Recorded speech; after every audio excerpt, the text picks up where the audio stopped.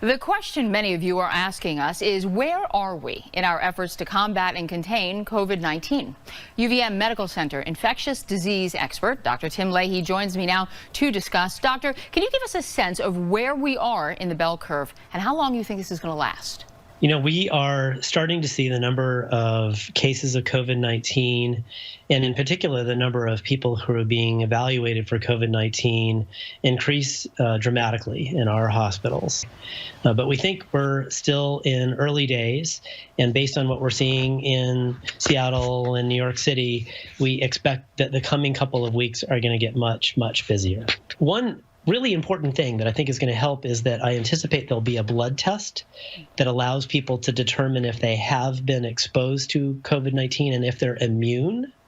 And if we get that capacity, which I hope will come in the coming months, then it'll be a lot safer for us to say, sure, go back to work. It's safe for you. It's safe for your colleagues because you can't spread it versus you need to stay home because you still could. And so hopefully we'll have that tool in the future. For people at home, is coronavirus more or less contagious than the flu? I don't think that we have a great sense of all of the things that decide whether coronavirus is contagious. You know, for instance, exactly how long after somebody with COVID-19 leaves the room could you pick it up from then? There's still lots of questions like that the scientists are going to answer. But what we know is 2 to 3 people get coronavirus for every diagnosed case. And that is way more contagious than influenza. It's also deadlier. And so this is why it's such a big deal that all of our hospitals are getting worked up about.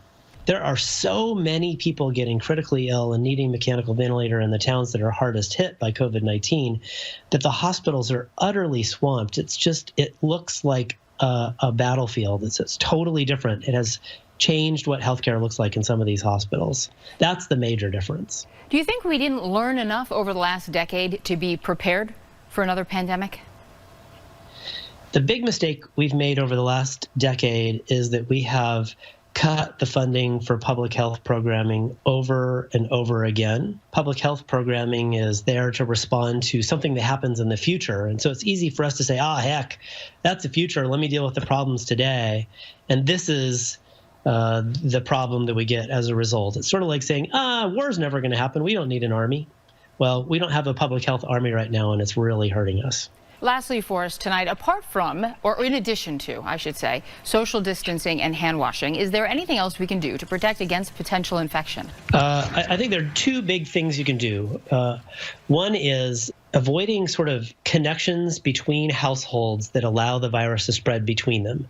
Play dates between kids, shipping flowers between loved ones, that well-intended thing of chicken soup that you send to a neighbor because you care about them, that can spread the virus, so it's something for us to stop. The other piece is help the hospitals be ready to care for the people who are sick by not buying Purell or masks or other medical equipment that really the people in intensive care units need more than you do. Dr. Lahey, thank you so much for joining us.